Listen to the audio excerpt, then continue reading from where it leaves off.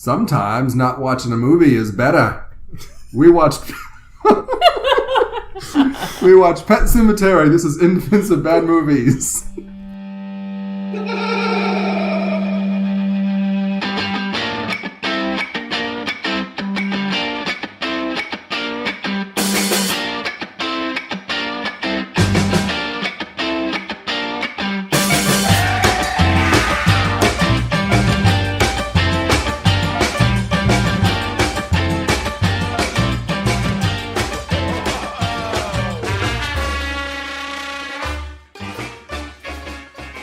Hey guys, Sam here with another In Defense of Bad Movies, and I'm joined as always by my intrepid co-hosts Bobby, yo, and Lauren. Hello now. And we watched, because it's spooky and it's Halloween time, we watched Pet Sematary, 1989's Pet Sematary. I didn't realize it was that old. But really? I thought it was 90s, I guess. I was surprised it was so late, I suppose. Really? I've always placed it earlier in the 80s. That film felt exactly 1989. Denise Crosby's shoulder pads, if nothing else, told me this. It was an 80s movie. Probably the last pair of shoulder pads in the 80s. The fact that an actress called Denise could be popular, I think, is a pretty good argument that it was the 80s. Okay. What about Denise Richards? Story checks out. No. The 90s. No, she's terrible. But she was popular. That's a mistake. And her boobs. Boobs. What about Denise Haysbert? Doesn't count. He's French. Fair enough. So this is a movie I brought because it is good and scary and fun. And wait. It is. What? Can we dissect those words? I'm going to say I have not a low threshold, a low, I'm very forgiving with horror movies because I really like horror movies. And if it scared me, which when I was 13-year-old Sam watching this in the theater, especially a couple parts of the movie in particular, but this movie scared me. And I still find it very good and scary and fun and sad. We certainly had a lot of fun trying to do our own impressions of a Maine accent while we were watching, which is very difficult. And we'll be going to Maine soon, so I really hope that we get to see this kind of local color. We'll fit in just fine, Lauren. Oh yeah, go down that Micmac barrel hall now. Yeah? It was not very good. Our accents are poor at this point. Nor was the movie good. How very dare you. I know it's not exactly the same corollary as expecting less from a kid's movie. Like, oh, it's bad, but who cares? It's a kid's movie. Like, I know that you're grown up with more agency than that, but it still feels like just saying, it's a horror movie. As long as it's scary, it's doing its job. Is too easy. And I'm not going to say, and perhaps that was a little too facile what I was saying. I do think there's more to it than that. Your point, of course. There is more than that, though. I mean, I do think that the exploration of, and a lot of it has to do with bringing my knowledge of the book into it too. Mm-hmm. But the exploration of this loss and grieving and the taking the short path instead of grieving and things like that are good in the movie. Yeah, I agree with that. There's clearly a movie here that was based on what was probably a really introspective and interesting book. And the mistake they made was saying to the person who wrote that book, "Hey, you've never done a screenplay before. Come and adapt your book for us." Oh, I think he did the screenplay for Maximum Overdrive. Does Maximum Overdrive predate this movie? I think it does. Because it is credited as the first screenplay based on a work, at least. Wasn't Maximum Overdrive sort of... this was 1986. It was a short story. Race for our IMDb on our phones. I'm not. No, Bobby is I refuse. abstaining. It's a two-person 86 race. was Maximum Overdrive. Yes.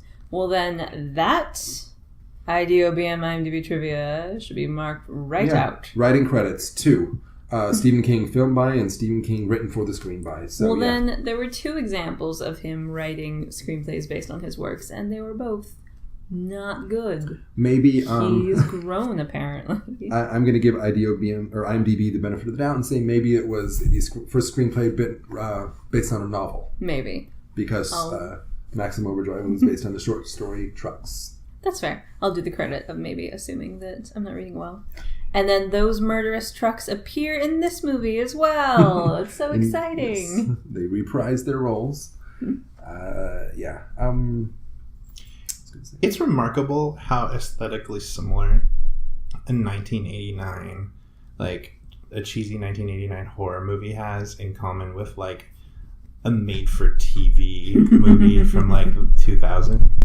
Like it feels outdated, but then if you like imagine it as like a Sunday evening movie, it feels outdated, but not as outdated as you would think. Yeah, it's as cutting edge as the It miniseries. Yeah. Equally good graphics and design stuff. When you consider, it is kind of insane if this was always sort of the look of horror movies, and it's only recent that they've gotten the budgets and look crisp and clean like any other film. Yeah, it's interesting how horror movies have long time been a good moneymaker for studios, and yet for a long time they were kind of they were still given the short end of the stick as far as budgets. Yeah, they were pulpier longer than any other genre really was. Yeah. I'm sure part of their appeal for studios is they're dirt cheap to make. That is true. But they still can make a lot. Not this movie. This movie looked pretty expensive. They were good. They They had were to good. rent trucks. There was good makeup. The makeup was good. The makeup was fine. Makeup was good. There's like, we're getting ahead of ourselves. The sound. There's a was fight excellent. where we switch between like mask and puppet and doll and human being like 4 times within 10 seconds, and it's they all look so different. Okay, that is true. The gauge stuff is. Oh, I wasn't watching that part. Sometimes gets a little iffy. But it's better than them traumatizing Lauren, or endangering were you a scared child. by this movie? I would not like, and it's a different kind of horror movie. It's not made the way movies are now, where there are jump scares and it's cheap and manipulative. There were a few jump scares, but even they weren't very strong. Stephen King is very good at grotesqueries and flicking at vulnerable spots. So just the knowledge. And I knew going into it that Gage slices someone's Achilles tendon with a scalpel. Oh, Jesus. Yeah, Yeah. see? I'm like, I know it's coming, and I don't want to even see the, quick flash of red on the dummy that they show. I did close my eyes. Yeah, no. I will chant and delete that part and totally, feel in my body how that's happening, even if they're not really showing it. You guys are wusses. You shut your face. If you take out a sharp object, I'm like, oh, God. Yeah. Just the... it's the same thing. I'm holding it near a body. Well, I'm immediately envisioning you cutting into that flesh, and I'm But when someone is clearly just dropping a dummy from an attic, I can look at that. I'm always scared of that. That part was weird. That was true. Are we understand? Oh, I know it's getting all the way to the end. Are we to understand that the baby hung his mother? Yes. Or killed mom and then went to tie her up and hang her in the attic. Second, I would say. The second one. Yeah. Mom was already dead, and then I'm gonna go get some rope and I'm gonna hoist her. Okay. The strength on the baby with the supernatural power was very questionable. It happens. It happens. And that is a big problem I have with the movie. The poor definition of the supernatural element. How so? Oh. So, do we want to dive right into it? Going straight to the end? Oh, well, let's explore the... There's so much good stuff at the beginning. Also, the movie's called Pet Sematary. I'm so excited we're getting here right now. Yep. I don't feel that the Pet Sematary is not an integral part of the story. Right! And that is not what I understood. As a child, somehow this was the one Stephen King movie that I was never forced to watch as a child. You should be burying kids. I always assumed that, we built the Pet Sematary, on a section of the burial ground, and it's, infecting them. No, Pet Sematary is the thing you walk through to... over an impossible pile of bracken and trees, and there have to be easier ways to get to this flat. But no, we're going to go in the most impossible route. As far as the title, it's I think... I don't know who spell checked it. The big reason is the fun spell, the kids spelling, and the that. I think that's the reason why. It's a creepy name for a movie. By the way, it is a creepy name for a movie, but yeah, I've always misunderstood. Mm-hmm. I watched the documentary. There's a Amazon Prime, free on Amazon Prime Video right now of the making of Pet Sematary. Amazon Prime wants to come on our podcast. Oh my gosh, we would love to have you. Yeah, 100%. And this was based on, I guess, Stephen King. He was working at the University of Maine, Orono. I might have my facts not straight. University of anyway, Maine, got it. And there was a nearby Pet Sematary is what the sign said, and it was misspelled. It wasn't as old as the one portrayed in the book and movie, but that's what that was based on. Okay. So then that was, like I said, he took the spelling directly from this thing that kids actually made. That's kind of cute. Yeah. And also, sort of sad. And also, it was inspired by the fact that their family cat, his daughter's cat, was run over by a truck. Yeah. And he decided the way to deal with his daughter's grief was to write a terrifying story about how that cat would become a monster. Whoa. That last part might not be true. I imagine he was a good father about it the rest of the time. I'm just choosing to believe, like, I'm sorry, sweetie, I wrote a story about your cat so you can always remember him. We're going to get deep into the Stephen King mythos here. He actually wrote Eyes of the Dragon for his daughter because she did not care for scary stuff, so he wanted to write something that she could and would read, and that was a story that was, I don't remember all the details. It was about like kings a and knights and noir-esque murder mystery in it was Kings and 30s Knights, Chinatown. and I'd have to go back and revisit it, but I still think there were some things that his daughter would not be keen on reading. Well, but, if you're in the King household, your threshold has to be kind of maybe, shifted. yeah. Anyway, yeah, I'm gonna truck out all of my Stephen King facts in this one, and there are quite a lot. You're so excited because you really enjoy Stephen King. I do. Our audience didn't know. I do, and I enjoy the movies. His movies that are based on his books. So. Even this one. Oh God, this again. I'm going to go to scary stuff, and there's a lot of scary, creepy things like the stuff with Gage. That was done. Scary and creepy. Are we getting into it? We don't have to just yet. We can even. We're gonna keep hinting at it, then backing away. Yeah, even because my first question is, does it really? Really? I don't know. Okay. Let's see. Let's back up. We want to start with. Herman Munster is set up as like the. He's kind of. It feels like the movie's kind of setting him up to be like bad. Did anyone get that? Lots of slow close-ups on him, lots of like he's piano sinister. music. Yeah. When he's in just like a dilapidated house across the street. Yeah. He's like weirdly folksy. Mm-hmm. And I think he is a bad man because so the cat dies and his solution is like, I'm gonna like very mysteriously take you out into the field here. I'm not gonna tell you why, but bring a cat. And then he's Southern now. I can't tell. I'm not good at Maine. And he's sinister and convinces our, milquetoast of a lead to go bury the cat in the haunted burial ground and it will come back to life. But then he proceeds to tell a series of stories and experiences from his own life, how people buried things in the burial ground and it went bad every single time. When my dog came back and was a monster dog. Someone buried his son and that was like a zombie murderer. Counterpoint, he's flawed. I legit don't think he's worse than any other character in this movie. Like, I think he might be one of the better people. He ultimately is one of the better people. Yeah. He has his impulsive thought is, maybe bringing back this cat as a zombie would be better for your daughter. And I would say that impulse bears out to be correct. Because that cat is just a dick. There's nothing particularly evil about that. In other words, he's a cat. But if that had not happened after this maid commits suicide, which really shouldn't have been a storyline, but it's clearly something that the family was dealing with, then, okay, I would understand that. Like, oh, your daughter doesn't understand death yet. No, our maid just killed herself, and that was something the child had to experience and is asking questions about. And is leading to very weird plot developments and backstory. So the last thing she needed was another death right on top of that. Mm-hmm. And I will say this about the dog, his dog coming back. They even said, when the dog died of natural causes later, I buried him in the regular Pet Sematary. And so it wasn't like this dog became a killer rampage dog. That first reveal of the dog was very unsettling, yes, but it wasn't. He didn't come back as Cujo. He came back as a dog who was.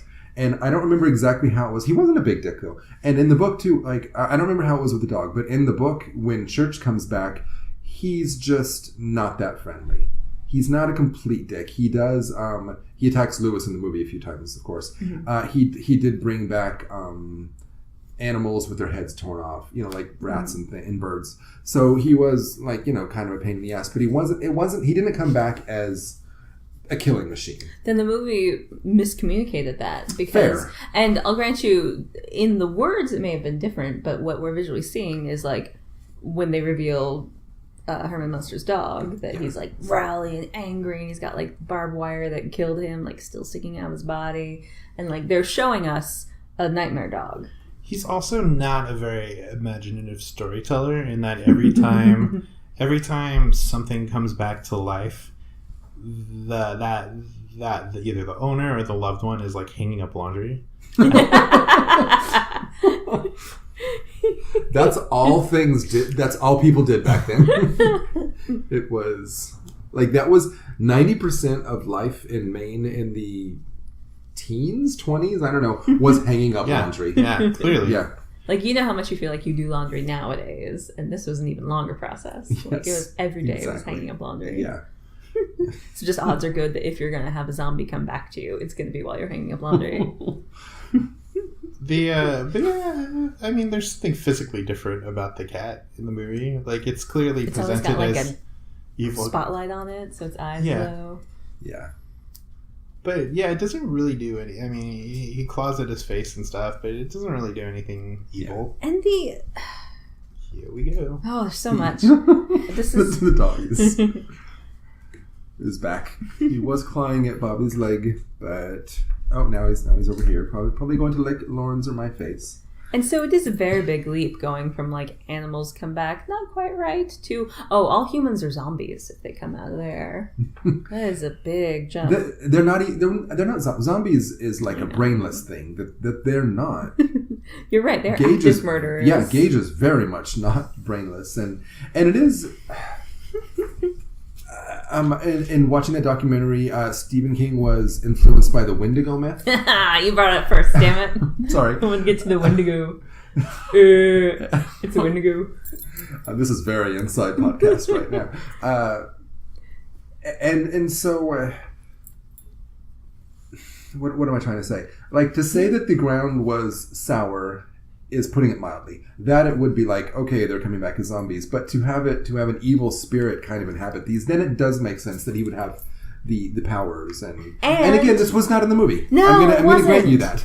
And this is coming into an issue I had with the movie, that the definition of what is happening and why and what it entails for the re-arisen people is very unclear, and it's very frustrating. And it's not just in like the powers that they have, because and see, and I'm okay with all this. I mean, it is really nice to know this background stuff, that like, oh, okay, it is an evil spirit kind of possessing these people. At the same time, even without that, I'm still enjoying it. I feel like it either needs to be vaguer or clearer, because it's not like you need to know, like, all right, it's an evil spirit, his name is Pazuzu, and he's like... like, I don't need to know that, but the movie itself presents many questions as to what is happening and hints at, the structure here, because we've got the town with the murderous maximum overdrive trucks like plowing through all the time. It's not a dairy type town that's infected by evil, and that's why the city doesn't put up stoplights. Maybe. So we have a like high school kid that's run over by a truck, and because our boring no chin lead happens to be in the room when he dies, he keeps coming back as a ghost to help him in the most like horrifying ghost makeup. He was hit by a truck. Was he hit by a truck? Yeah. But not like a big one. No one else dies any other way. Was it? Oh, I assumed it was a big one. I don't think so, because it was on campus. I could be wrong. Was it on campus? It was on campus. The kid was riding his bike and it wouldn't happen. We don't see it. We just get the most awkward smash cut ever. This is a lot from Have a nice day at work. Oh my gosh, the child's dead. I assumed it was a truck, because that is the only way people die in this town. It's that or killed by monsters that have that were killed by a truck. So it all comes back to trucks. Yeah, exactly. The short story from Night Shift. And so because the lead was like right next to him, he happens to be a doctor, but he didn't do anything. But she's like, you helped me, so I'm going to help you. So... Don't know if you heard Alexa going off, but... If Alexa wants to be on our podcast.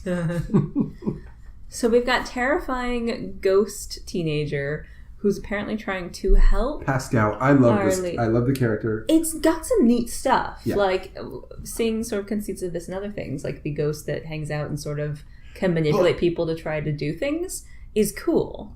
And I also... I'm sorry. No, there's no setup to that. Yeah, there's no setup to it. And then who he is motivated by versus this burial ground that seems to have some sort of agency because it's trying to draw people in. We're told in the movie that, like, the burial ground wanted your child and, like, took, action to make sure that you buried someone here to have them rise again. The burial ground has some sort of motivation, but then that also appears to attach to some sort of like more ancient either fear evil because there's dichotomies of like them doing things in people's brains and like making them see visions and playing on like different fears they have. And was that the graveyard or was that the grief? Was it? I don't know. It's very unclear. It ties so firmly to... Like, what ends up happening in its execution in the movie is it ties so firmly into choices about the graveyard, and that character has nothing to do with the graveyard. No. Like, that kid has literally nothing to do with the graveyard. It has everything to do with getting hit by trucks. Yeah.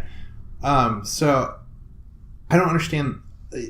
Again, I don't understand the setup of that. The use of this character's physical form as the ghost character who's trying to steer him away from the graveyard. It's a weird choice because it sets up some sort of faction. Like there's some sort of good side being served here, making it mean there's some sort of bad side here, and there have to be agents of each side. Like it would make sense. It would make more sense if it was someone from one of the flashbacks or something. Someone who is somehow tied to the graveyard. Who like. That everything is built into that. You don't need to explain anything. But like, kid who randomly dies on his watch, which you assume a lot of people would die on his watch. It's just strange. Maybe in his residency or early in his career, people would have died on his watch. At this point, he's working for a school. Was it a school or hospital? My first thought is it okay? Yeah. I think or is it such a small town that like the doctor's office is run out of the nurse's office? It was. I'm pretty sure in the book. I know in the book it was definitely the University of Maine. Okay. And I'm pretty sure it was mentioned in the movie too. But it's not. So people aren't dying on this watch all the time. If it is, they need to get out of University of Maine. But then it's not like you don't see him enjoying this cush job where he's just checking up on people. I have a cough. It's his first day. It's like very first day. The only time we see him at work, someone comes in with a massive wound and is dead, like violently dead, and then that person becomes like the conduit for whatever is telling him to stay away from the graveyard. It's just there's a weird disconnect of logic. Like, why? Yeah. And I assumed that the kid was killed by the big rig, and that's not unfair because this movie sets up the big rigs as such a huge looming evil. Like, it kills so many of the animals in town. It nearly kills the child once, then kills the child. And like, they are filmed terrifyingly. There's this whole like fadey setup. We see the one that kills the child leaving the factory, and like, either they are being imbued with some sort of power of the evil, making them so perilous and deadly, or else we shouldn't see these trucks. It should just be a random truck that comes along one day that kills. I'm pretty sure. I think I read somewhere that as a child, Stephen King was molested by a Peterbilt. Okay, that makes sense. That's why there's all this truck animosity that he has. Because it could just be this is a dangerous road and lots of like cars go by too fast. But it's specifically these looming, hulking, maximum overdrive trucks that we see that feels like they must be agents of the devil. There's a weird escalation too. Like, you start, the way the trucks are introduced is Gage almost gets killed by a truck. And I'm like, wow, they're opening with a toddler almost getting run over by a truck. And then like after that, the cat gets run over by a truck, and they keep talking about the pets, and so I was like, oh, that's a weird de-escalation that now we're going from like a toddler almost being killed to a pet getting killed. And then again, like you were saying, there's this huge buildup. Like as soon as you see the truck leaving the depot, you're like, oh, Gage is gonna get run over by a truck. And then it's like a minute and a half of waiting for Gage to get run over by the truck. But it's weird that they start with Gage almost getting run over by a truck, because if the danger is like your pet getting run over by a truck and then halfway through the movie a toddler gets run over by a truck, it's huge. It's like a jolting thing to happen. If you start with the danger of a toddler getting run over by a truck and then like halfway through the movie the toddler gets run over by a truck, it's more like kind of like an anticlimactic self-fulfilling prophecy. Fait accompli. Yeah. Which implies like fate and devils and such. Because also it makes them terrible parents.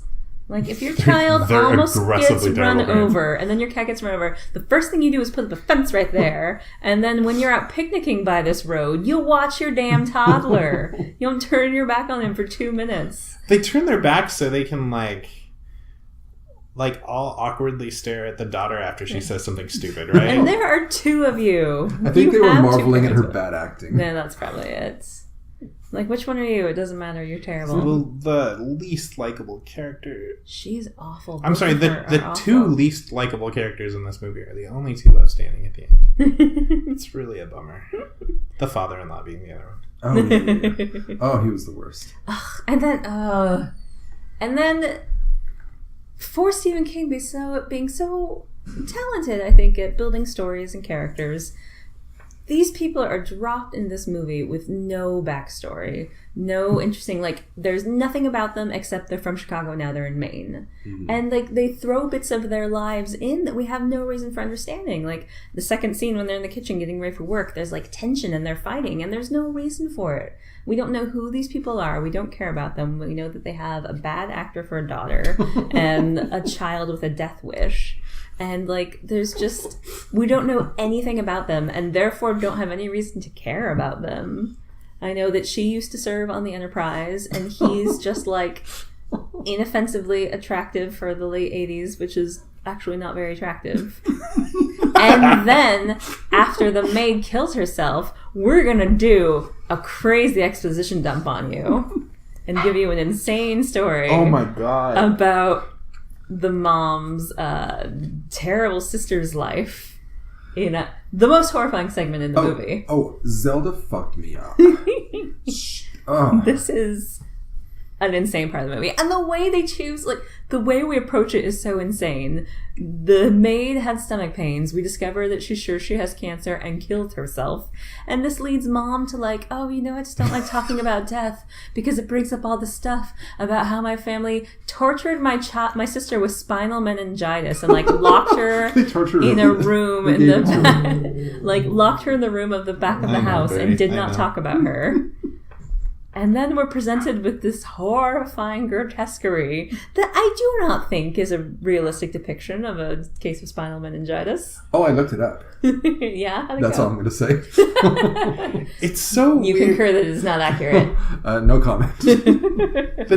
Terrifying. The way the parents are treated in the movie is like... so confusing. We I think first mention of them is like... when they're going off to Thanksgiving. Yeah, they're going to Thanksgiving, which is a big deal. And she's like, why don't you come? And he's like, I'm never going to be a part of that family. Yeah, I'm like, wait, what? But it's a real casual, like, you know your father will never accept me. Off you go. Like, yeah, you're married and you have 2 kids. Like, that doesn't seem like that would be an acceptable excuse. But fair enough. Like, all right, you guys, like, just personalities. You don't get along. That's fine. And then the very next information is... yeah, we find out they're evil and they have, like, a secret daughter locked up. Like, that they're torturing. Like I'm going to back up just a little bit. It may not be the most accurate representation of spinal meningitis, but I'm going to, since I am defending the movie, I'm going to say that was most likely her memory of it. So it is fallible, okay. and you know, so it is probably more grotesque than it actually And it's was. disgusting and off-putting. Yes. I love the way the husband reacts to that story, though. He reacts with, like, see, I told you your parents suck. Let's kiss. Like, it's the weirdest... And if they had established that she was like traumatized by her family and was trying to get to a healthy place in leaving them behind, right? That's the story. If she oh my god, yes. Why didn't you write this, Lauren?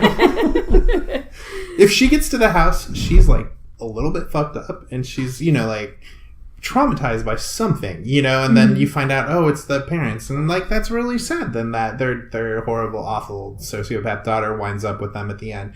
But like, I don't know. Yeah, okay. That's the movie I wish I'd seen, by the way. That would have been great.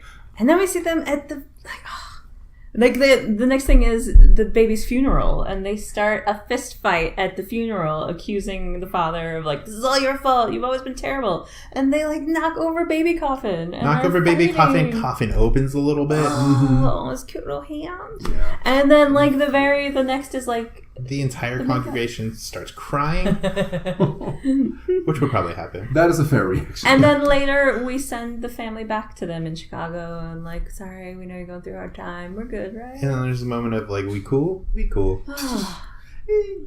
They are psychopaths. I'm gonna say it is one step away from we cool. We cool. I'm just gonna say that Lewis's reaction wasn't really we cool back. It was more like, let me get back to you. I'm dealing with stuff on my end. But we're treating them like they are normal parents, and we have fights, but we love each other. Yeah. And then there's even a phone call later. It's like, hey, we're really concerned. It's not just, he's not hostile toward him. He's just like, hey, did my daughter get there? Mm-hmm. You good? Maybe he was having that reason, like, yeah, I was a complete dickhead, and even bad people, sometimes they know they go too far. Not our president. I guess going too far is knocking over your toddler grandchild's coffin at a funeral. If that was like the bottom, like the rock bottom, that made you be better. Sure. Listen, I'm sober now. Maybe that was it. Maybe if that was the story. Maybe if Grandpa like used to be abusive, but he's gotten better, and we got like him to redeem himself. Not the one we got though. It doesn't explain that painting. The foreshadowing painting? There is apparently a foreshadowing painting that is terrifying. And apparently it's supposed to be of Zelda, the older sister with spinal before she was sick. This is the one with the toddler. It's the one that looks like a little old woman wearing a long green dress. With a cat on a leash. With a Scottish blue on a leash and holding what's probably like some sort of knife. And if this is foreshadowing, why is that a painting you own, number one? And what? That's of your daughter? No, that is not of your daughter. That is of a gypsy woman. There were a few interesting paintings in that house. Oh, there was lots of terrible artwork. But like, and the movie does nothing to tell us that that's the sister. And so for that to be a correlation, something that we're supposed to get, the movie did a terrible job on that front. Because I even commented on it, like, what's that crazy picture behind her? And then saw the cat, like, okay, it's something. And then obviously it comes back and we see like a flash of mom seeing Zombie Gage in the outfit. And it is ineffective because it was not explained what it was, and there is no reason for it. There is no payoff for this. I mean, the Zelda story exists to later on get her, to do the fake out, right? Like to traumatize her with something. Like there's no... It is the trauma from her past that this evil is going to then tap into, and so that's really what we're her. to appreciate. That is like the whatever evil spirit is an it type thing where it can read your subconscious and like play on your fears. Yeah. And by the way, I think that's a cat o' nine tails. I still don't know why she's holding picture. It. And why is it an old woman? It does look like an old woman. All you need to do at some point is reference the picture. Just say like, oh, this fancy. And it's not a painting of a real child. This is, a copy of a 19th century something or other. This is not your daughter before she was sick. I'm going to say, with a reading of the film would say, that is just a creepy painting that her parents liked, and that's another thing. It didn't say, Denise Crosby never said I was afraid of that, but who wouldn't be afraid of that? So again, that this it creature is using it to scare her. That's fair. Why the cat? That could be just a crazy random happenstance. That is a crazy random happenstance. Or everything is fate and we cannot escape our ultimate destiny. Something we could suggest, but nothing that the film tries to establish. I could buy the fate explanation. But that's not backed up anywhere else in the movie. God, that, Fuck you, showing me a picture of the sister who is just the most terrifying. And what's the fun fact about the sister? Oh, it was played by a young man. very clearly. Yeah. Really? I did not. Let's be fair, I was trying to look away because it was really off-putting. But I did not realize it was played by a man. It very much looks like a man. Yeah. Actually, in this documentary, it looks like what the director looks like now. Oh, really? Yeah. Oh, director has spinal meningitis? No, just in the face. Just like that's what she looked like in the face. Does she have the same, like, disgusting more ribs than the body has, like, sticking out of her back? They didn't show the skin her creaking and stretching over. For some reason in the documentary, they never showed her topless from behind. That doesn't seem like a choice. Sad. It is. What else is there? The screenplay may have been better than I knew, but I had a hard time understanding Herman Munster's frontier gibberish. And so I missed a lot of what he was talking about. This is what Mary Lambert, the director, looks like. Oh, that's a sad one. That is maybe like most, she just looks like an bit. older, strong-featured woman. She does look like a skull. Yeah. If I did not connect her to the movie, I wouldn't have made that connection. But now I'm like, yeah, she totally looks like that. I had real weird third act problems with Herman Munster because like he comes in and is just like, hey, listen, we fucked up. Don't do anything rash. Like, don't bury your son. And then he spends what seems like an eternity just like staying in one location, going like, oh my god, he's gonna do it, and then like falling asleep at one point. Like, I don't know he's able-bodied. Like, I don't know why he's not standing in front of this dude's door going like, don't do it. I don't know why he's not sitting at the entrance of the Indian burial ground. He's like, for someone who's very stressed out about something very serious, he's perfectly content to just kind of like lounge around his kitchen and then fall asleep and then wake up and be like, oh no, he's doing it. They did set up he's a beer drinker, so he's probably drunk. A seasoned beer drinker. And he drinking so much of that beer. And he brings in some expositional problems. Like, he's the one that suggests, like, I think that the graveyard wanted me to convince you to bring your cat back so that you would then bring your child back when your child died. Like, he sets up the agency of the burial ground that just, like, makes no sense. Oh, evil has agency, baby. But just because some gibberishy frontierman says so doesn't mean it's so. Frontierman. He doesn't do anything. He's so active in the first 2/3 of that movie, and then at the end, he's just pacing around his living room going like, oh god, I hope he doesn't do anything rash. Of course he's going to do something rash. Maybe that evil is stopping him somehow. And I know you say it doesn't matter. I need the strength of zombie people to be established, because otherwise, how does a 2.5-year-old kill a 6'5" man? Like, he's got, when Gage is... Oh, we saw it.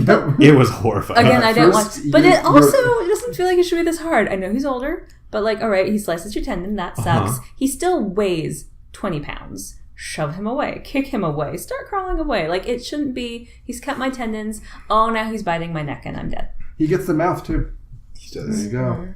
I'm going to be completely fair. If a demon toddler child cut my tendons, I would be writhing on the floor, and I would be totally open to demon toddler child ripping my throat out. No, if a demon child comes at you, you fight, Bobby.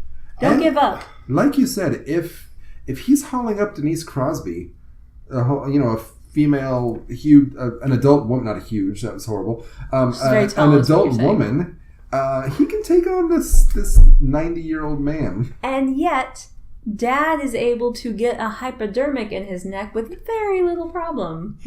He tricks him. No fair. Oh, that part was sad. It was very sad. The cute little kid. It's far too easy to kill these alive again monsters who are super strength. is where after he says no fair, he stumbles backwards and then falls backwards over something, and it's clearly him walking forward and played in reverse. Yeah. Like, they clearly go, like, all right, now stand up, walk forward, and then we're just going to play that backward, and it'll look like you fell over. Do you think that they did that because it was kind of eerie when people walk backwards, when they play walking forward backwards? I don't know if it... Maybe. I don't know. To me... Like, the Gage stuff on paper sounds scary, but in execution felt a lot like, let's have a toddler do silly things. It's not that far from Kindergarten Cop. Like, I did hate that moment for, like, all the silliness of this movie. Like, don't make me sad for this demon baby. Like, oh, I feel sad for him. In this last moment of goofiness. It's like, oh, why couldn't the Wendigo have won? That sequence is kicked off by him, like, by him screaming at a cat and then euthanizing it and then throwing its body down. It's like, so weird. It's so goofy. The zombies are really easy to kill. It's kind of silly. Like, they're just like, you suck! Oh, okay, I'm dead. It's the wonders of modern medicine.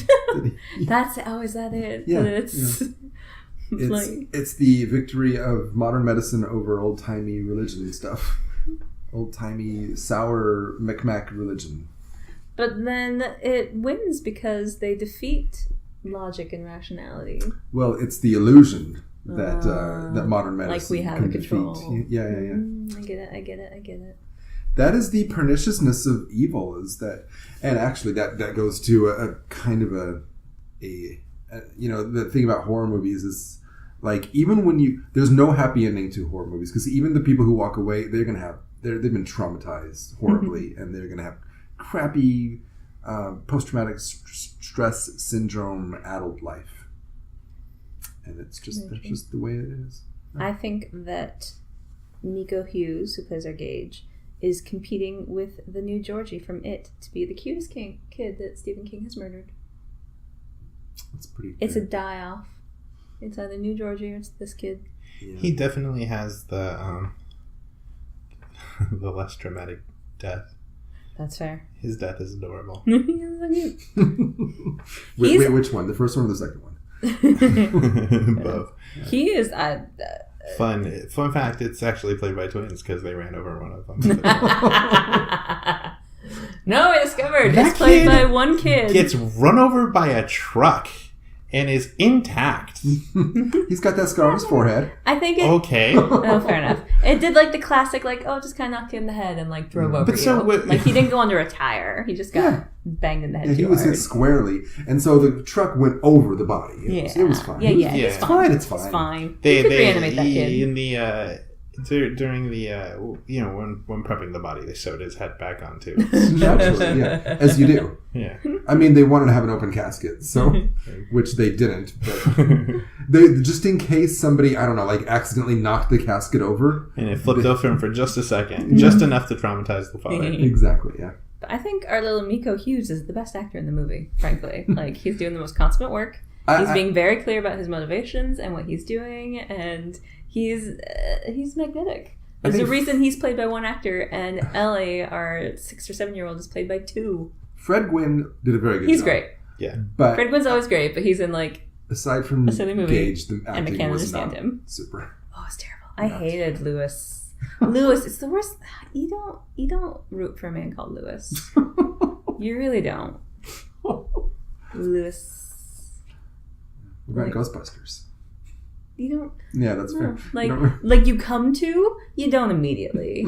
He's not your off the bat hero. Gotta earn it by wearing a colander and with wires and sticking in it and stuff. That's right.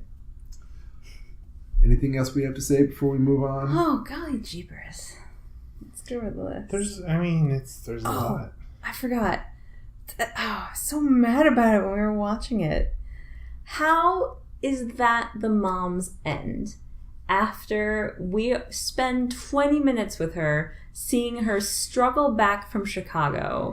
She thinks something's wrong. Ellie, with her shin of hers, can see that dad's in trouble and something bad's happening. So mom gets on a flight, gets on another flight, fights for a rent-a-car. All the while, Pacquiao's ghost is here, like, making things happen, rooting her on, trying to help. The car runs off the road. She hitches a ride with the only non-rapist trucker in Maine. She gets home, she goes upstairs, and the baby immediately kills her. You know, why was that the journey? It's funny you mentioned the shin, too, because it's very much like Groundskeeper Willie's end in The Shinning. Yes! I'm bad at this. Yeah. And it's so, like, why did we have to spend the time with her? Like, she could have just showed up. But we saw so much of her being, for the first time in the movie, active and strong, and she's fighting for her family. She's going to make it home. No, she's dead. I think, there's definitely a thematic point to that, and it's that nothing matters in life. Just none of it matters. We can work super duper hard, and at the end, there is no payoff, and none of it matters. I mean, when central theme of this is death, so I don't think you're too far off from that. It's and I don't want, like, she could have died at some point, but that it was just an immediate, like, oh, and she's dead. And I don't mean just like the central point is death. It's a horror movie, of course. The central theme is death, but the finality of death, and it should be final, but. Mm-hmm. And no matter how you try to stop when things are set in motion, death or this evil thing, there is no stopping it. It's handled with the grace and nuance of 6 Feet Under, yeah. Never seen 6 Feet Under, so I'll have to take your word for it. But. She had a piece of plain garbage land on her. Boom, she's gone. Was that a Dead Like Me reference? Oh, no, it was a 6 Feet Under reference, but yeah, that was Dead Like Me Too. Yeah. Dead Like Me Too? Uh-huh. There was a movie. There was the movie. Yeah. Was it? Manny Patinkin was gone. We were all sad. Desmond from Lost is there instead of Mandy. It's not good. That is. It was not the closure we wanted. No, I'm sorry. But it's the closure you deserve. It's good.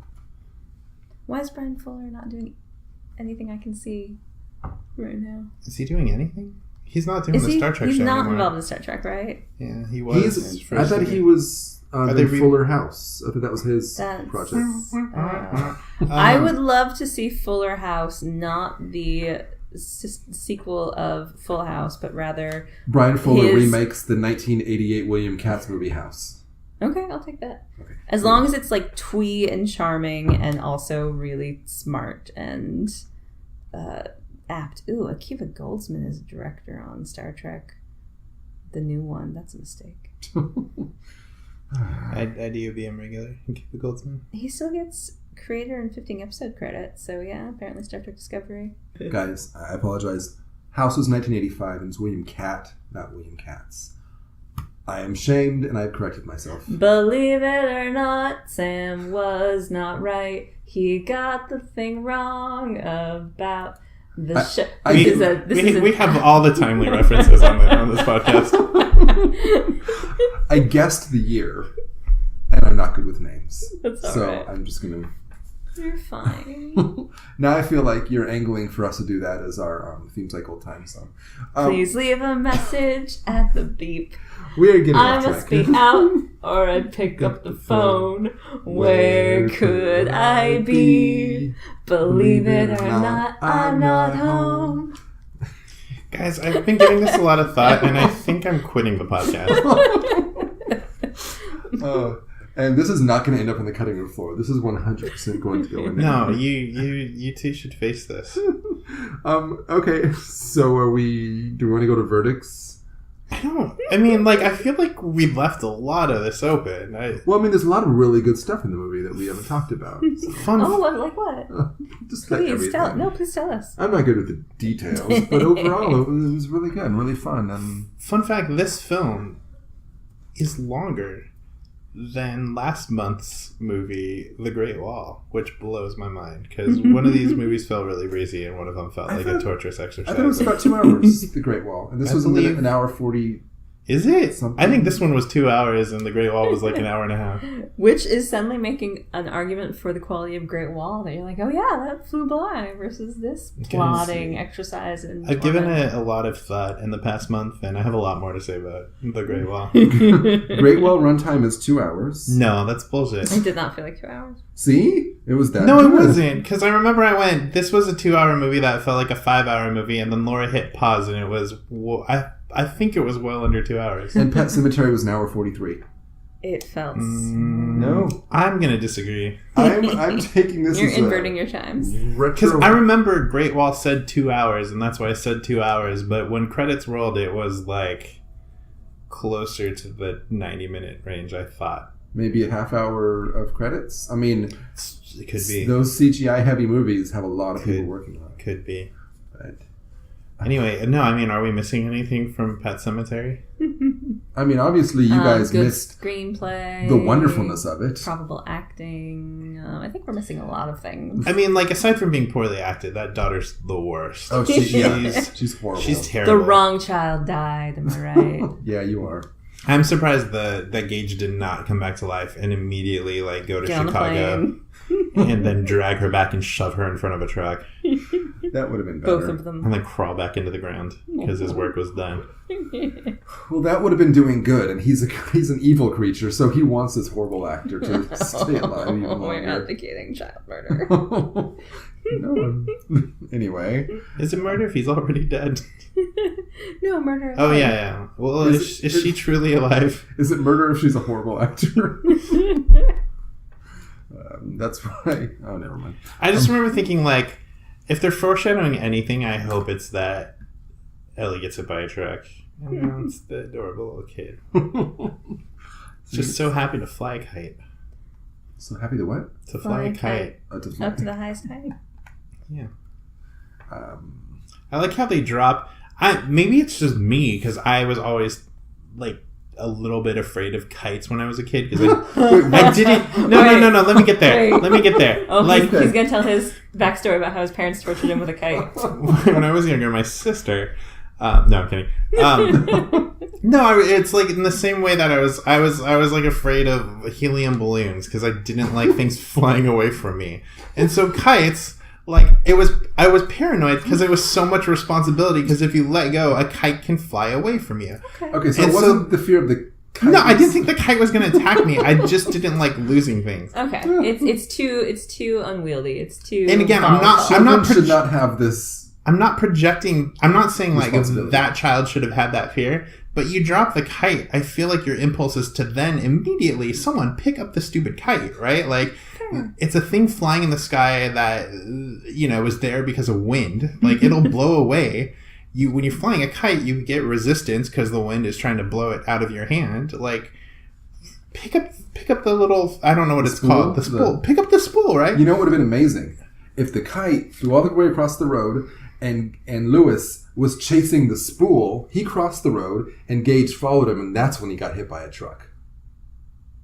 That would have then because he would have been going after the spool. That would have made sense. And it's not a moment of let's both turn and look at our able child while we skip the baby. Like all of us ignore the toddler. Like it seems like I thought you had him. No, I thought you had him. Ah, fuck. Yes, that's a much better death. See, we should all write the screenplay together. The success of it will foster remakes of all of these films, and we can be in charge of the producers of It do want to do Pet Sematary next. Of course they do. Yeah. So do they actually? Yeah, that's what they're saying they want to do. No, it's gonna be terrifying. Yeah, and sad, and like have really well written characters and be interesting and wonderful. I'm all for that. Yeah, it's too scary. I like the inoffensiveness of the 80s horror movies because I'm not really scared of them. It's so nice. Now it's all darkness and jump scares and I'm terrified. And music cues. The music, yeah. It's not like this movie was devoid of music cues. But like it was a patchwork of music cues. No, I'm sorry, absolutely. But like in the movie theater when it's all way too loud and I have to plug my ears and it's much less scary. That's what I meant by that. Oh, I'm not saying the music was subtle. Watching that documentary about it, the music guy, he used. It sounded like he used a lot of different instruments. He ended up doing a lot of violins. And violins. This all sounds so revolutionary so far. He's used a variety of instruments. No. Especially violins. To denote horror? I guess he even said like he used like some child keyboard type thing. And on one other thing, he was like somehow rubbing instruments against the piano strings or something like that. I don't know. It was interesting. Your drums, your piccolos, your... Anyway. All right. So should we go to verdict? You guys like this movie?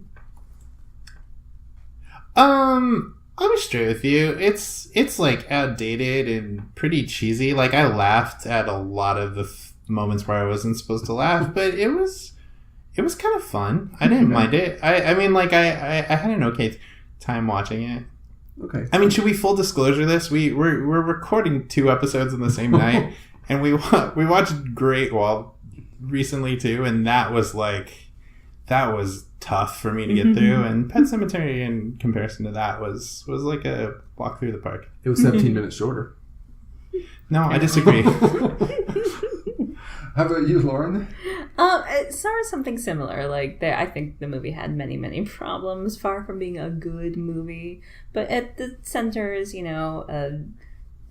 a fun horror yarn, and also the challenge of unpacking what the hell is happening in the visual and storytelling of the movie.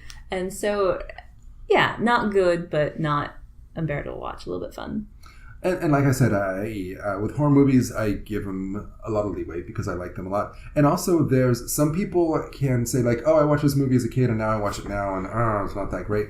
I tend to be more forgiving. I still carry a lot of that nostalgia I had when I first watched it in the theater with my dad, and it scared the hell out of me.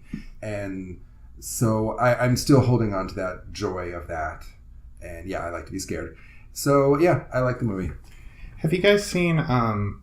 This will sound like a tangent at first. Have you seen the Will Ferrell, Adam McKay short, The Landlord? Yes. So this is Laura's take. I just showed her the Gage thing at the very end where Lewis is fighting Gage and has to kill him. Mm-hmm. And then Laura watched the whole thing and then said, I feel like it's that short The Landlord, but bad. So that's Laura's take on this movie. And I still find that stuff with the child and heartbreaking. And like you said, at the end, the no fair. It is like, it's still heart-wrenching. It's sad. Because Miko Hughes is a good actor. He is. He's got charisma that he's carried on. Is. Like, yeah. When he told me that boys have a penis and girls have a vagina, like, man, I really understood it. In Kindergarten Cop later, when he was back alive. Now it's a mystery. But then you totally understood it. So let's talk about the movie we wish we'd seen. Ugh, this movie is crap. I could write a better movie in my sleep.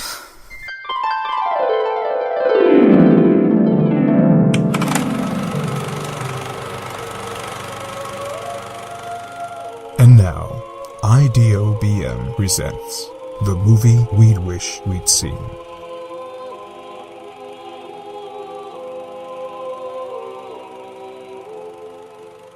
Bobby, you want to start? You already sort of... Yeah, well, no, I honestly, the movie I wish I'd seen, I didn't know anything about this movie going into it, and I didn't know, I had never read the book, so I really had no idea what this movie was about, except for Pet Sematary and Indian Burial Grounds factoring into it somewhere. So when the cat comes back... The very next day, the cat... Sorry. This is why our friendship is only for the podcast, Sam. This is why we don't get along in real life. This is why it's always so tense between us. It's true. But so when the cat returns from the dead, very next. I'm done. I'm out.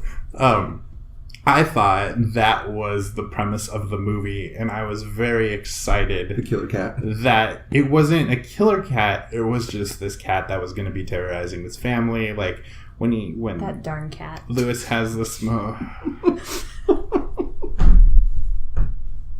when Lewis has this moment where he's going to like relax, and the cat drops a rat in the bat. I'm done. The mat on his hat. And then he just sat. And they had a nice chat. I don't like either of you as people. That's what I'm trying to get at. I don't think you're kind. We'll always have Trump. Anyway, that's what I want. I want a movie about a zombie cat terrorizing a family. Not killing them, just being a dick. I think that would be great. And if the climax of that movie was our hero grabbing the cat and screaming at him and then euthanizing him... in a not very fair fight, I'm perfectly fine with that. If that is what it is, his descent into madness that has him euthanizing his daughter's cat and screaming at it, like that's a good movie. I'm gonna agree with you. I want to see that too. How about you, Lauren? You want to stop texting for a second? I don't know what you're talking about. I'm not texting Sarissa. I want to see the version done by the producers of the It remake that we've all been enjoying. Hopefully you will. Because I want to see with all the, script notes that we've given them, like actually making them good, well-rounded characters that we care about and telling the story interesting in a visually pleasing way. And guys, if you're listening, you can take all our notes for free and you can be on the podcast. We would love to have you. Like, I literally want to see the good version of this movie because there's a fun story in it. And that would be delightful. Can Bill Skarsgård play the cat? Of course he can. He can do anything. And then I have one more that is a cheat, because that's 2. But something in the IDOBM IMDb trivia trademark made me think of one of the trivia points was that Bruce Campbell was the first choice to play Lewis Creed. And that is a person I will accept with the name Lewis. And that put me in mind of, this is going to be shocking. I would see the version of this movie done by Sam Raimi. What? Historically, I'm not a fan of Sam Raimi. I find his aesthetic visually displeasing and grotesque and overcrowded. But if he did like an Evil Dead banana colorful weird take on Pet Sematary, I think that would actually work. With Bruce Campbell as our lead.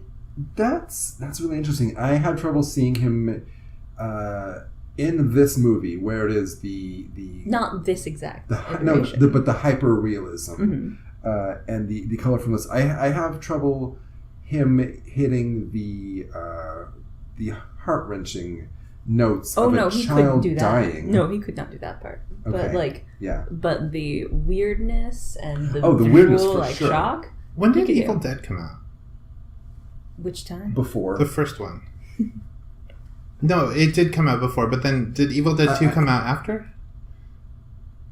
Because Evil Dead, it's like kind of a cheesy... I mean, it is very a cheesy horror movie, but it's not like as tongue-in-cheeky as Bruce Campbell's has become, right? Evil Dead is 1981. Like the very first one's sort of serious, low budget, we're having fun. The second one gets wacky. Yeah.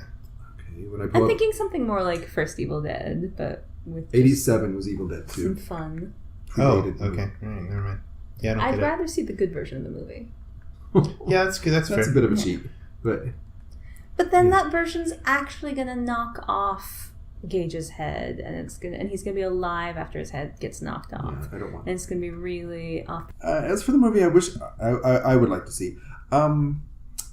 I want to see, as I mentioned before, there are no one comes out of horror movies unscathed, and I want to see Ellie is now by herself living with these horrible grandparents who may have softened with age, but they may not have. And if you're making a sequel to the horror movie, and there was an Evil Dead 2, but it had nothing to do with them. There was also a Pet Sematary 2. Evil Dead 2. Yeah, Pet Sematary 2, but it had nothing to do with the original. I'm shocked because I looked that up because I assumed it would have been about Ellie. Yeah, and there's no, and it wouldn't even have to be about the Pet Sematary. It could just be this trauma that she's going through now with these horrible parents, and I'm assuming the ghost of Zelda still in the house. And I want to see she buries them all at the Indian burial ground. Yeah, exactly. I want to see the trauma she goes through.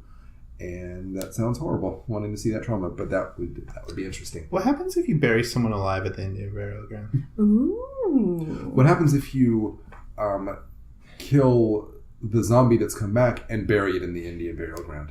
What happens if there are black people in Maine? I think that's some sort of like paradox situation. Like you can't exist side by side with our reality. All right, Lauren, let's hear about the IDOBM IMDb trivia TM. Okay. There was a lot more on this one than last month, so thank goodness I had to really whittle it down to what I thought you guys might really eat up. Stephen King was present on location for most of the shooting because it was actually shot about 20 minutes from his home in Bangor, Maine. He appears in the film as a pastor who is clearly a pedophile. Don't trust that guy. He's a creeper. He frequently makes cameos in his movies. He frequently does, yeah. Never trust that guy, whoever he's playing. He's a creeper. I liked your trivia, even though it was not IMDb, and so it's cheap, but that most of the supporting cast was all Maine locals. And also, as far as that goes, I hope I'm not touching on something that's coming. I feel like you would have said it already. Mm-hmm. He pushed for it to be filmed in Maine. Really? Yeah. Does the book Does the book specifically take place in Maine? When I said the kid was at the University of Maine, oh, that's that right. would suggest. Well, cut this part out because Sam is mean. Yeah, the book does take. Yeah, the book does take place in Maine. But how does the book taste? Depends on which. Does it taste plain? Taking a plain. What's the cat doing with that rat? Cat with the rat in the bat. None of us can speak. This is canon. We're sleepy. No. We have been drinking. So he pushed for it to take place. He did, and I guess it was kind of to help the local economy. This is our second podcast in one night. This might be the last time we do this. Oh my god! Why we should just shots? We should just record a fake podcast before every podcast we record. Words hard. Okay. Yeah, so I think it was to help the local economy, or maybe it was just like, I want to be in on the shooting and I don't want to have to sleep in a hotel. I don't know. Or maybe it was just because to keep it real, man. It takes place in Maine. Let's put it in Maine. Keep it real. We don't want to see Washington being Maine. We don't want to see Vancouver being Maine. We want to see Maine. This is going to blow my mind. I've assumed that every Stephen King film that takes place in Maine is actually shot in Maine. If you tell me it's in other places, that's so sad. I have some sad news for you. Because it feels like it costs pennies on the dollar to film in Maine. Probably. Are we back to trivia? Yes. Oh, okay. All right. There's, as you know, there are often references to the Stephen King-averse.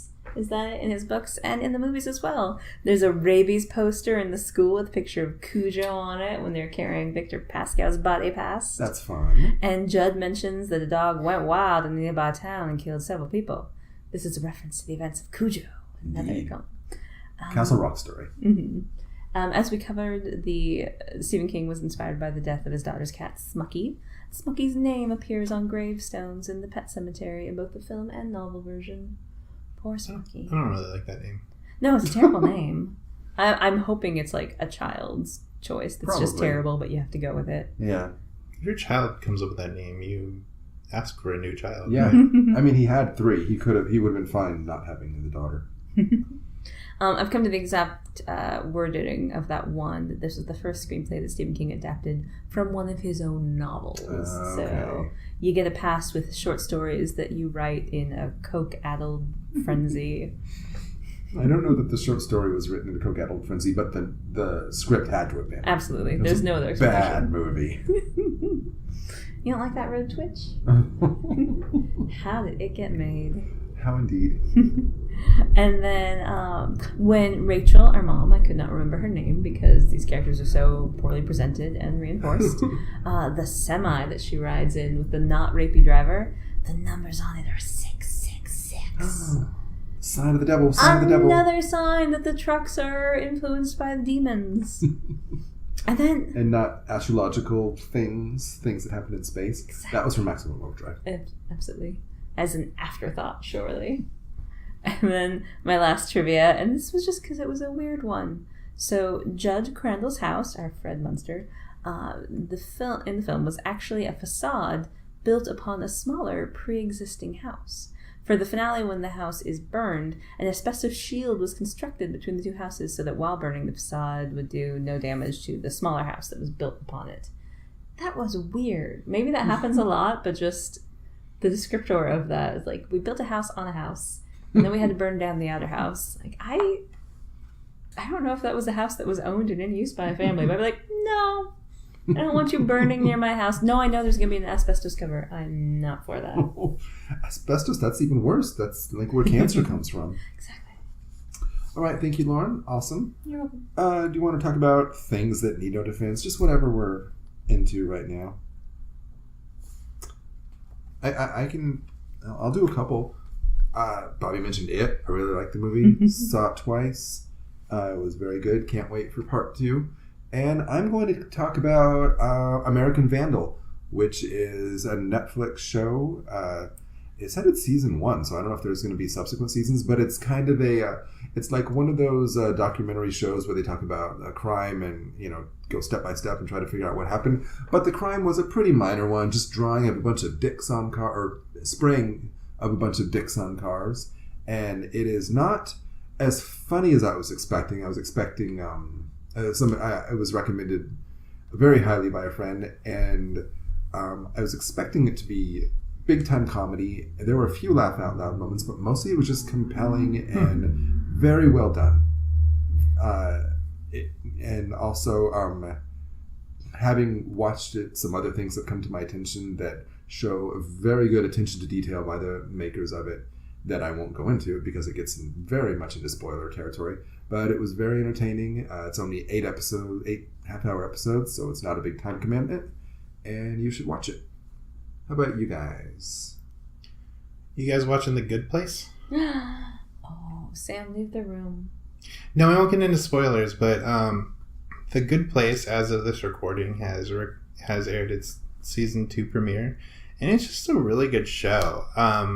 It's about the initial premise of the show is Kristen Bell is a recently deceased person who finds her way into the good place, which is sort of a stand-in for heaven. And the catch is... They couldn't get the rights to the word heaven. And the catch is she doesn't belong there. She's been placed there on accident. And so she's kind of struggling to keep that a secret and also to try to become a better person in her afterlife in the process. The show takes a lot of interesting twists and turns, but it's a Michael Schur show, so all the characters are just super, super duper likable, and there are just some really, really great performances in that show. So, again, I would recommend everybody watch it, and don't look up stuff about the show, because there are actual things to be spoiled. So, watch The Good Place. All right, cool. Maybe I'll check that out. Lauren, have you seen it? Yeah. What would you like to recommend or talk about? Well, assuming that our listeners are about as up on recent media as we are, Sam and I just went to see the movie Baby Driver, which is now out on DVD. Oh, that's a link up we could do. That makes sense. And it's not just like, hey, everyone, go watch a movie that's been out for months. It's on DVD, and we just saw it in the theater. Yeah, we're terrible. And well, the DVD turnaround is real quick nowadays. I know. And it's in the cheap theater as well. Yeah, it is. Oh, that's funny. Right. Anyway. But guys, it is an amazing movie. It's so good. Edgar Wright is an awesome director, and it's so exciting to see him do things. And this is a pet project that he'd been working on for a while. It's a heist action story. It's like a real lovely human drama. It's got this incredible soundtrack and does these really elaborate, almost music video incorporations of the music into the story, and it's really good. I cannot fathom how the directing process went with that, and how the editing process went. Storyboarding that, like that must have been a bitch of a movie to make, and it's like he's not even trying when you're watching it. Yeah, and hearing him talk about it has been fascinating. Like he was on the Comedy Bang Bang that was interesting to listen to, and just how he had to. Oh, you listen to Comedy Bang Bang? I do, yeah. Oh, okay. And how he had to plot everything out, and everything was meticulously thought through in advance. Like, it's incredible. Yeah, it's we were talking about earlier about how I don't really buy movies anymore. I might want to buy that one so I can watch the all the bonus footage. That seems like it might be interesting. And I'm for us owning everything that Edgar Wright has done.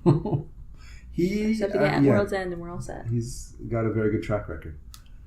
Awesome. By the way, you could have tied that in. It's Baby Driver. We saw a movie about a baby. Yeah. So that and would have the been driver that hits the baby. Oh my god! It recommends itself. It's the sequel, right? Like, I'm pretty sure this time the baby's the one driving. I thought Baby Driver was a sequel to Boss Baby. Yes, it's the baby trilogy. Boss Baby. It's different vocations for the baby. Does Boss Baby come before or after Baby Driver? What would be the first? Pet Sematary would be the first? I think so, yeah. Because he's got to lose his soul to be the boss. Right. Because that's corporate America for you.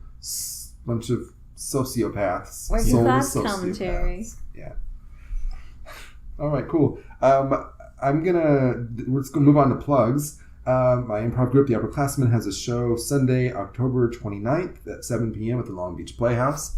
You can get tickets from a member for $5, or assuming you do it before the day of, go to the Long Beach Playhouse website, get tickets there. As for that, you guys have anything to plug? My husband. But I'm a lady, so it means I'm I going to kill don't you. want to know. No, it means I I'm am going to get... still here. No, it means you're I gonna can get leave, murdered. guys, It's and like then with a gun. You plug plug someone. whatever you want to plug. I'll go get my Robin Hood costume. You remember that from last month? Call back. Go to do all our stuff. Go to our website, idobmpodcast.com. Go to our Facebook. Give us good ratings on iTunes. Bobby was going to say something. No, go ahead. No, okay. No, actually, yeah, never mind. Follow us on Twitter, and maybe we'll tweet something.